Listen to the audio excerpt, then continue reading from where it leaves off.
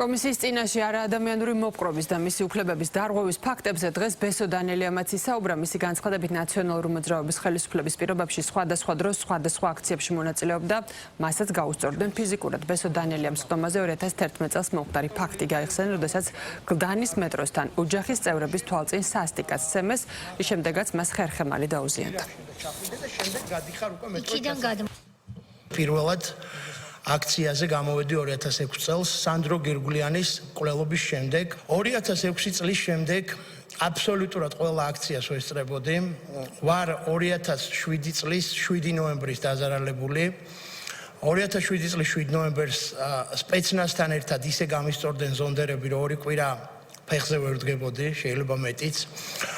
ასევე ვარ 2009 წლის 6 მაისის დაზარალებული, როდესაც ჩვენ აქციიდან წავედით, რომ გავიგეთ, რომ ახალგაზრდებს არაადამიანურად ეპყრობოდნენ სამმართველოს შენობაში, მაშინ გია გაჩეჩილაძესთან უცნობთან ერთად და იმ დღესაც ძალიან სასტიკად პლასტიკური ტყვიებით, აკრძალული მეთოდებით ისეთ დღეში ჩაგვყარეს მართლა, რომ ეს მართლა უმძიმესი დღე იყო, ვინაიდან ჩემს გვერდით ირაკლი ხომასურიძემ დაკარგა თვალი. ამას დაადასტურებს ბატონი შალვა, მე და ბატონი შალვა ოგბაიძე ვიდექით, ჩვენ შორის იდგა ირაკლის თვალი დაკარგა. ბატონ შალვას თავში მოხვდა ტყვია, მე მომხვდა ერთი ტყვია ყურში, ერთი კისერში, ერთი მუხლში. ეს იყო რაღაცა არ ვიცი, არნახულად მძიმე დღე. შემდეგ გავეშებული პოლიციელები, რომლებიც გამოვარდნენ მაშინ სამმართველოს შენობიდან, ხელში ჯაჭვებით, არ ვიცი, არ მინახავს პოლიციელი ჯაჭვით,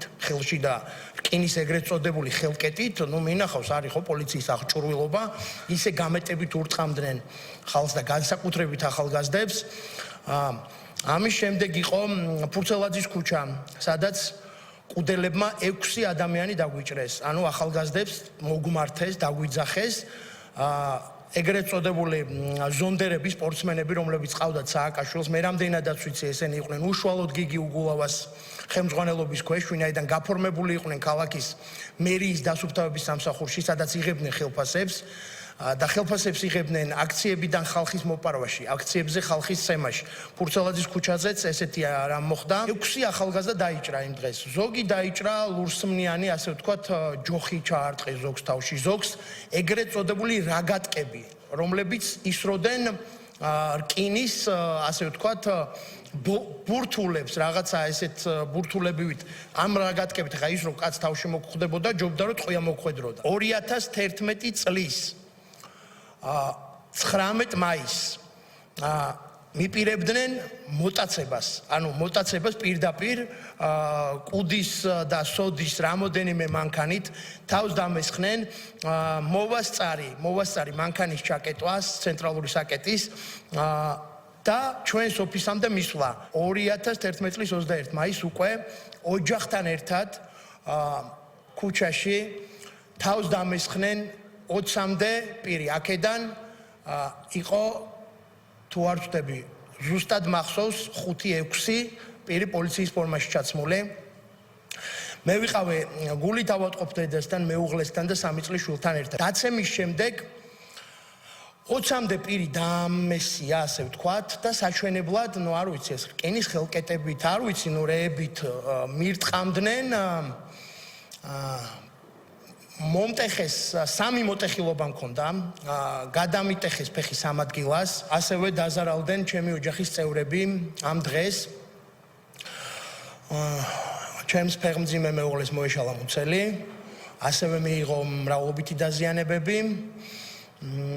დედა, რომელიც გულით ავატყოფი იყო და 3 წლის შვილი, რომლებიც შოკის შედეგად ძალიან ცუდად გახდნენ, დედას ძალიან მოკლე პერიოდში დაემართა ინსულტი და შემდეგ განმეორებით ინსულტის შედეგად გარდაიცვალა. ეს დავალებები მოდიოდა უშუალოდ სააკაშვილისგან, უშუალოდ მერაბიშვილისგან, უშუალოდ გიგი უგულავასგან და ეს ადამიანები, რომლებსაც დღეს ნიკა გვარამია, რომელმაც ჩვენს წინააღმდეგ აღძრა საქმე. თურმე სამშობლოს ღალატის მუხლით ვიდექით ჩვენ ქუჩაში და მოღალატეები ვიყავით, რადგან გვინდოდა სააკაშვილის რეჟიმის შეცვლა. და ახალგაზრდებო, მინდათ ყველამ ძალიან კარგად იცოდეთ. მე დღეს ცოცხალი ვარ, ღვთისწყალობით ჯანმრთელი ვარ და დღეს ჩვენ თავისუფალი ვართ. ქართული ოცნების და ბიძინა ივანიშვილის წყალობით